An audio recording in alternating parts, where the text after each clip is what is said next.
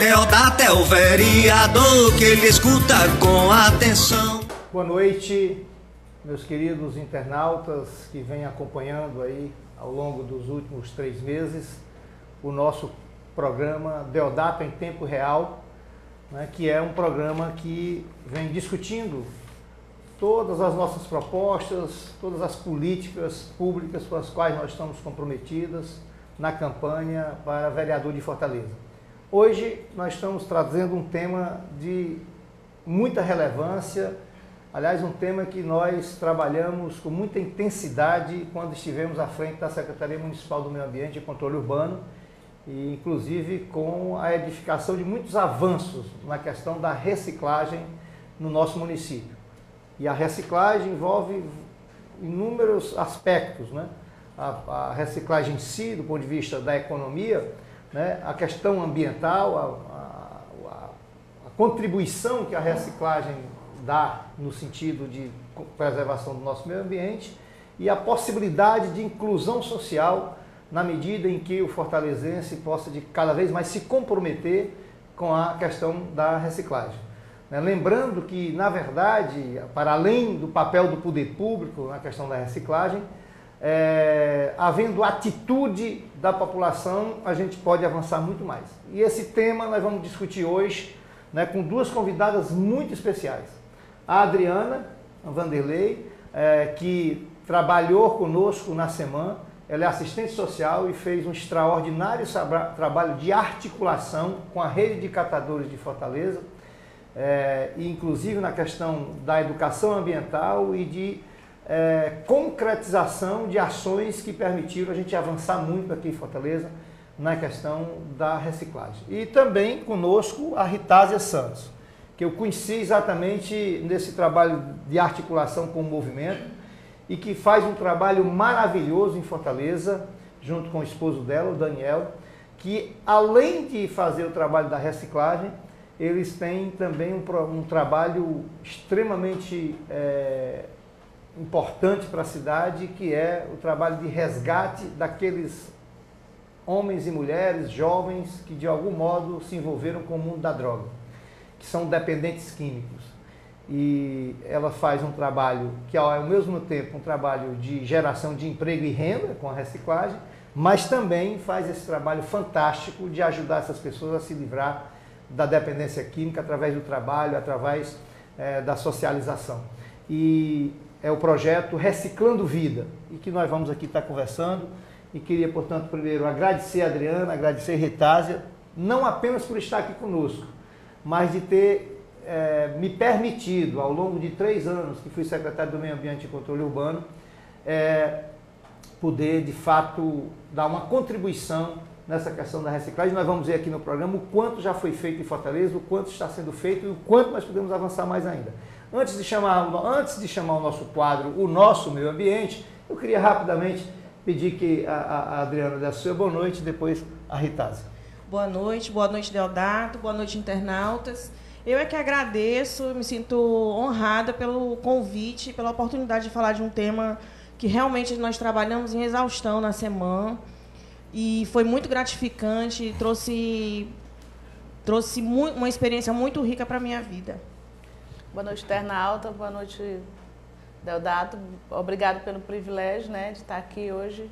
A gente está abordando esse tema tão relevante, né, tanto na área da reciclagem como na área social. Ok, então, feitas as apresentações dessas 2 criaturas maravilhosas, com as quais eu convivi nos últimos 3 anos e aprendi muito, e que vocês vão ver aqui, que coisa maravilhosa que é feita aqui em Fortaleza, o trabalho da Ritásia, fantástico, que toda vez que eu visitei me emocionei, e permite que a gente tenha esperança na humanidade quando vê pessoas que de fato, né, tomam atitude, têm ação no sentido de melhorar a vida de todos. Então vamos agora chamar o quadro O Nosso Meio Ambiente e retornamos já já. O Ministério do Meio Ambiente definiu o dia 15 de outubro como o Dia do Consumo Consciente. O objetivo é chamar a atenção sobre os números alarmantes da produção e consumo de produtos que estão pondo em risco a saúde do planeta e conscientizar a população para fazer escolhas mais adequadas. observando informações como a origem, composição, embalagem e destino final dos produtos. Você não precisa esperar o dia 15 para agir. Comece agora a ser um consumidor consciente. Leve uma sacola de pano ou plástico reutilizável para o supermercado e evite as sacolinhas plásticas. Priorize serviços e produtos de empresa com responsabilidade socioambiental. Consuma alimentos produzidos na sua região e dê prioridade aos produtos sem agrotóxicos. Essas são as dicas de um candidato que respeita e defende o meio ambiente. Deodato, 13813. Estamos de volta aqui no nosso Deodato em tempo real, da campanha Deodato 13813, é o Mano 13, vereador e prefeito de Fortaleza. E esse quadro Nosso Meio Ambiente de hoje, ele é muito interessante, que é a questão de lembrar a questão do consumo consciente. O dia do consumo consciente é o dia 15 de outubro, portanto nós não vamos estar mais no nosso programa Deodato em tempo real, porque a campanha terá acabado, mas tem um compromisso da nossa campanha, do nosso mandato de vereador de Fortaleza. Nós vamos ter permanentemente a interação pelas redes sociais e também com Twitchcan, o web na TV, em vários momentos da campanha. Vamos só depois ver como é que vamos operacionalizar isso, mas com certeza teremos para ficar permanentemente interagindo com a comunidade. Mas a respeito do dia do consumo consciente, só lembrar que essa questão do consumo consciente, a gente de fato tem que ter só o cuidado, né? Porque no Brasil nós temos milhões de brasileiros que começaram a ter acesso ao consumo agora. Historicamente, a grande maioria da população brasileira, que sempre percebeu salários muito baixos, nunca tinham tido a oportunidade de ter acesso ao consumo.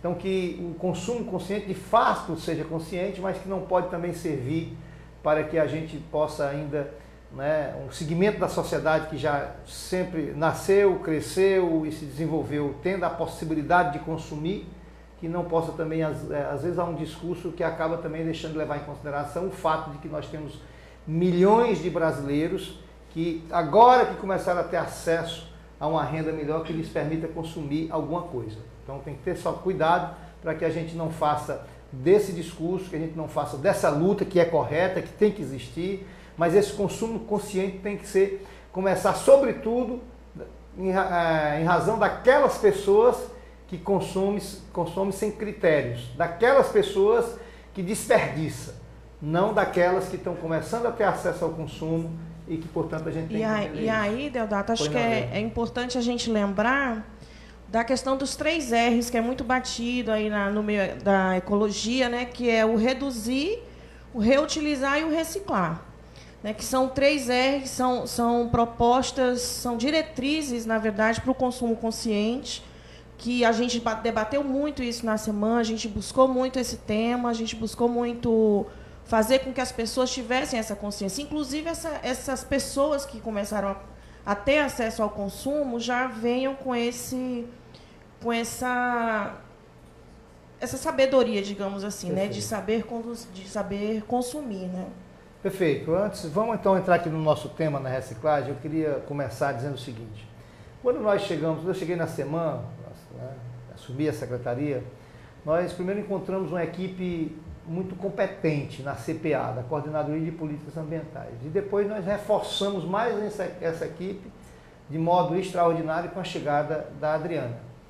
E tivemos a oportunidade de percorrer essa cidade toda e ver o quanto tem acontecido de trabalho nessa linha, e que nós pudemos, né, melhorar muito e melhoramos muito, né, inclusive com a construção dos galpões de reciclagem. Primeira questão que eu queria colocar, Ritazzi, que você que é da luta, que trabalha com reciclagem, né, na perspectiva do catador, né, do reciclador, né,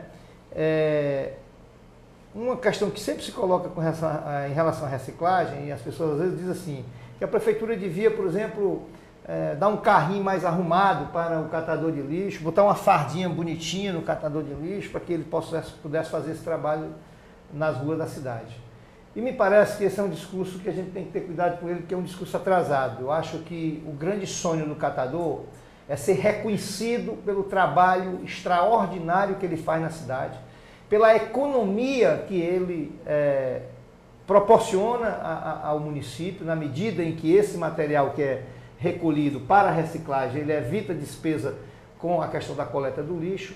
Agora, de fato, nós temos que entender que o catador, o grande passo que nós já demos em alguns galpões, já estão funcionando assim, que é o catador estar no seu local, um local onde ocorre a reciclagem, e a prefeitura, o poder público, através da empresa que faz a coleta desse resíduo, que ele leve esse resíduo que é reciclável para esse local. Portanto, o catador não precisará estar no meio da rua, né, puxando aquela carroça numa situação medieval, né? Porque um cidadão, um homem, uma criança, às vezes, e uma mulher, puxando aquela carroça como se fosse um animal fazendo esse tipo de trabalho. Então, eu queria, antes, Adriana, com a Ritásia, que ela pudesse nos falar da experiência do Reciclando Vidas em relação a essa questão da reciclagem.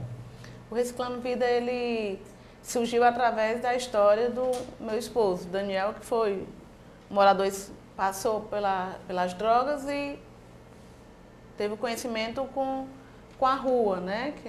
Material reciclado. E aí ele juntava o material reciclado para fazer o uso do consumo de drogas. E daí ele foi para um internamento com a comunidade terapêutica, passou pelo problema de aprendizado, né, dos 12 passos. E aí surgiu o desejo no coração de montar o Reciclando Vida através da história dele. Hoje já passou mais de 250 catadores, moradores em situação de rua, flanelinhas, né? E todas essas pessoas lutam com as drogas, lícita ou ilícita, né? Seja ela desde o cigarro até o crack. E o que tem acontecido com eles? Eles buscam na rua um meio de sobrevivência para alimentar o consumismo deles. E aí nós trabalhamos a ressocialização, o que mais importante é a vida deles do que o consumo que eles iam fazer. E a gente trabalha a desintoxicação dentro dos 12 passos, né? Tem que é sugerido o internamento de 6 meses, né? E aí não termina em 6 meses, né? Porque a dependência química ela não tem cura, ela tem tratamento. E aí tem que criar secas. Então lá é um aprendizado, né? A comunidade terapêutica Reciclando Vida é um aprendizado para eles continuar a vida. E muitos deles saem profissionais, né? Daniel terminou o ensino médio, agora vai tentar vestibular. E muitos deles também estão buscando essa ressocialização, né, na área. Olha a importância de que a Ritásia acaba de dizer. Quer dizer, além de você ter uma possibilidade, a oportunidade de estar dando trabalho, né, e possibilitando a aquisição de renda dessas pessoas, elas estão também, né, recuperando as suas vidas, né, porque estavam, nesse caso aí, 250 jovens que de algum modo estavam envolvidos com a droga. E através desse trabalho, além de terem prestado um grande serviço à comunidade pelo fato da reciclagem, e eu queria colocar uma questão aqui para a Adriana, porque nós temos esse compromisso, e não é uma questão do futuro, não. Quando eu fui secretário do Meio Ambiente de Fortaleza, nós fizemos um intenso trabalho nessa linha, né, de estimular a reciclagem. O Brasil ainda é muito incipiente nessa questão da reciclagem. Salvo engano, está em torno aí de 8% só que é reciclável no Brasil. Fortaleza, né, nós avançamos bem nesses 3 anos, mas ainda precisa avançar muito, sobretudo conscientizando a população da necessidade de fazer isso.